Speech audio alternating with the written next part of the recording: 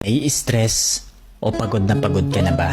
Gusto ko lang ipaalala sa'yo na kahit gaano ka ka-stress ngayon, wag na wag kang sumuko sa mga pangarap mo. Kailangan mong tandaan parati na magtiwala ka sa progress na nangyayari sa buhay mo. Kahit alam ko na minsan sobrang hirap at sobrang nakakapagod na din talaga. Magtiwala ka sa kakayahan mo. Ang dami mo nang nalagpasan na mga malalaking problema dati. Ngayon ka pa ba susuko? Patuloy ka lang na lumaban.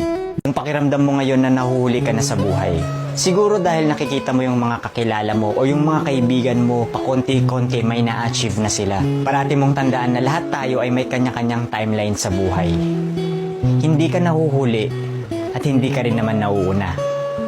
Kung nasaan ka man ngayon sa buhay mo, yan ang lesson at experience na kailangan mong pagdaanan ngayon. Lahat tayo ay may sariling kwento sa buhay na makaka-inspire ng ibang tao. Sarili mong kwento yan.